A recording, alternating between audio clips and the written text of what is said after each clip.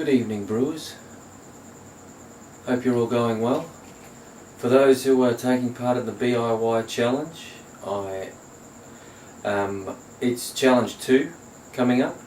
So challenge 1 ended on the 28th of February, which was yesterday, and challenge 2 is due to finish on the 28th of March. For me, I am brewing, it's the IPA category, and for me I am brewing my Black IPA. I will post the recipe underneath.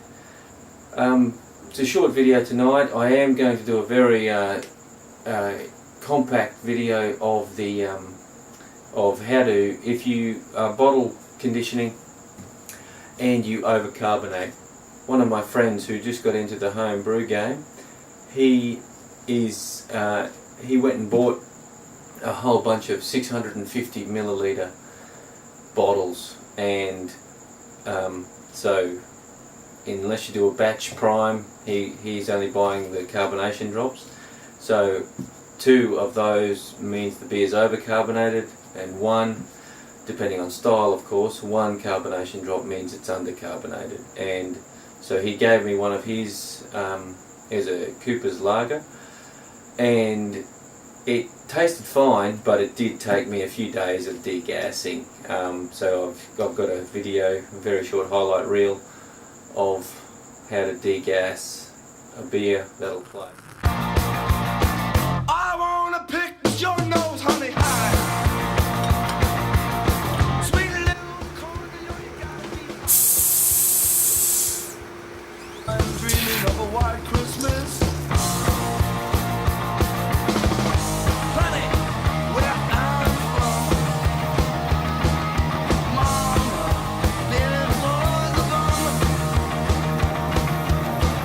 Honey, where I'm from, hallelujah, I'm a bum.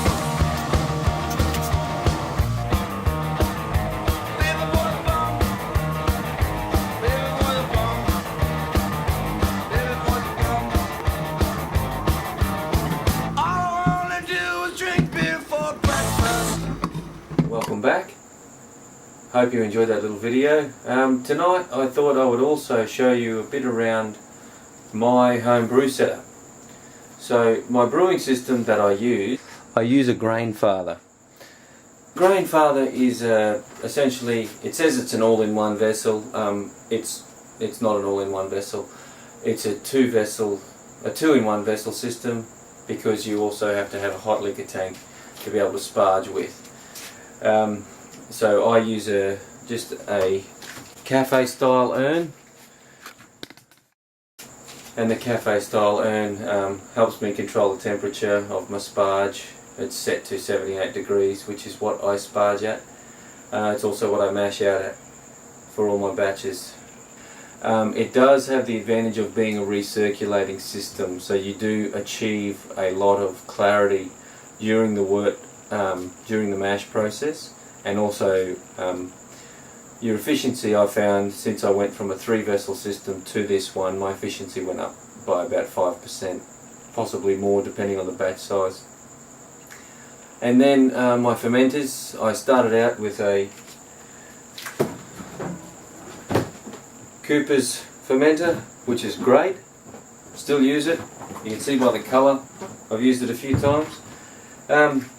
One thing that I've seen people do with fermenters that contain taps, so I build my own fermenters as well. So this is a simple 25 litre drum from Bunnings, which is a hardware store. Drill a hole, 12mm hole, and insert a rubber bung, rubber O-ring, and you've got your place for your airlock. At the moment I haven't got my tap hooked up to it, but I've just recently replaced the tap because my children broke it. So the reason why I like this is the label where the sticker is 19 litres or 5 gallons, and the lip at the top here is 23 litres or 6 gallons. So there's no need to mark the thing with any graduations. I've only got it there because I had made the labels and I did the volume test, and it was spot on that label. So that was handy. Going back to my point about the people who go and siphon out of these things into their kegs or into a secondary, there really is no need to do that. The thing is designed to take a bottling valve, which this is. I've hooked it up to some 10mm tubing.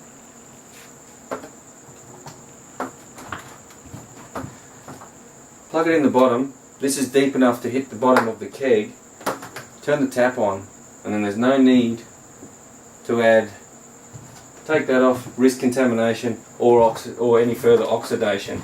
Now, in one of my other previous videos, I have put in about filling from the bottom of the keg and how the effect of oxidation is limited to only the first few mils, because that's all the surface that touches the oxygen, and the rest, because it fills from the bottom, turbulence doesn't go all the way to the top, whereas gas is completely different, where if you purge the keg and then open it to then fill, you'll find that the turbulence created by the gas, the oxygen's mixing with the CO2 that you purge it with anyway, so there really is no point in doing it that I've found. So back to the BIY challenge.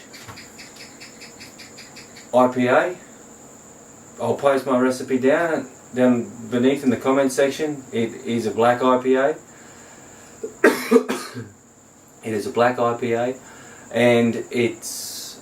I look forward to your comments and any questions you've got in formulating your recipe. I'm more than happy to help out. So until you see me next time, which will be a brewing video and comments on the brew day, I will see you then. Cheers.